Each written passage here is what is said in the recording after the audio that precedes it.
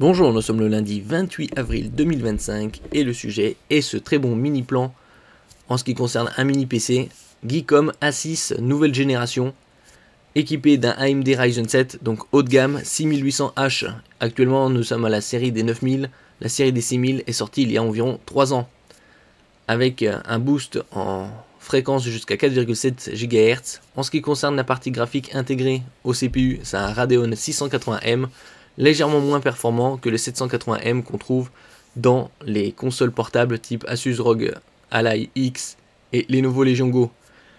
Le très bon point, c'est qu'il est actuellement à moins de 500 €, 499, et dans 2 jours, il y aura les French Days, il y aura probablement des bonnes réductions sur ce mini PC, puisqu'il est équipé de 32 Go de RAM DDR5 qui arrive de plus en plus. Je vous en avais parlé précédemment sur d'autres modèles. Il a également 1 Teraoctet de SSD, donc une très bonne quantité de stockage.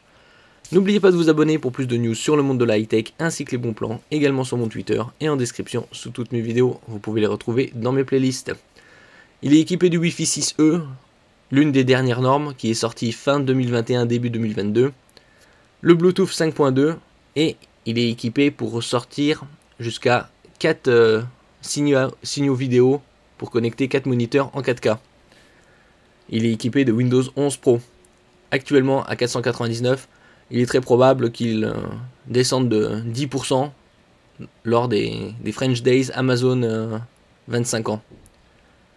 Comme je disais précédemment, il est équipé d'une Radeon 680M, suffisamment puissante pour jouer en Full HD à des jeux en bas détail.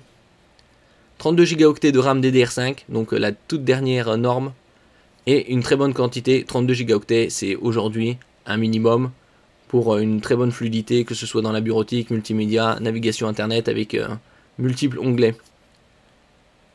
1 Teraoctet de SSD en PCI Express 4.0. Le PCI Express 4.0 permet d'atteindre des débits jusqu'à 8 Go par seconde. Les modèles vendus sur le marché sont aux alentours, pour les meilleurs, 7,3, 7,4 gigaoctets par seconde en lecture et 7 gigaoctets en écriture. Ici on peut voir les dimensions, 4,4 pouces par 4,4 par 1,4, 1 pouce étant 2,54 cm. Ici le quad play prend en charge jusqu'à 4 écrans 4K grâce à sa connectique très riche, comme on peut le voir ici en bas. Alors à l'arrière, vous avez 2 HDMI et 2 USB type C avec le logo DP pour DisplayPort. Donc 4 moniteurs. Sur un mini PC en dessous des 500 €, c'est assez rare. En général, c'est 2 ou 3.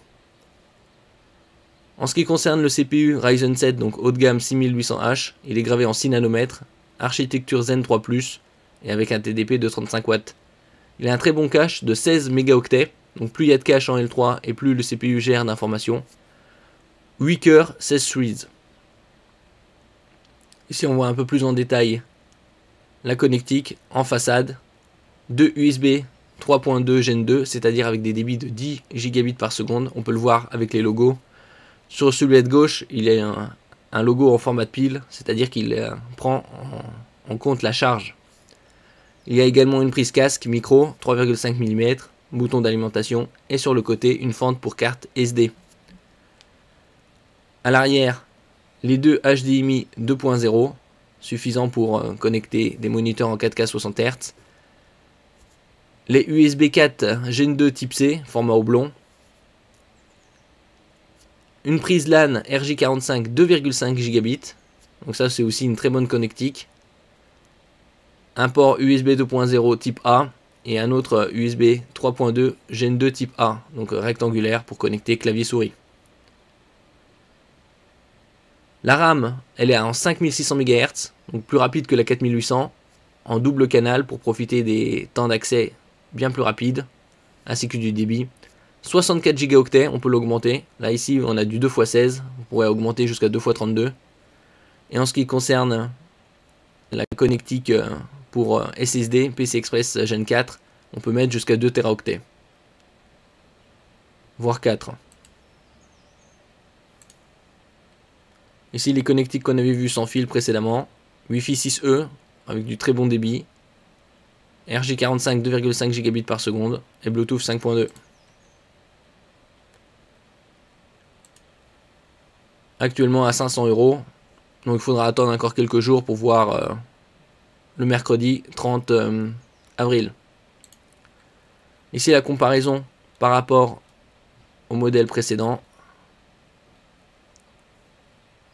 Ici A5, on voit les dimensions en centimètres. Donc légèrement plus compact. 11,18 par 11,18 par 3,56 cm pour un poids de 449 grammes. Donc ils ont réduit la masse de 200 grammes. On peut l'emporter partout. Donc un bon au niveau technologique, puisqu'on passe de DDR4 3200 à DDR5 5600 qui était indiqué ici. Et une très bonne connectique. Merci pour votre écoute et à la prochaine.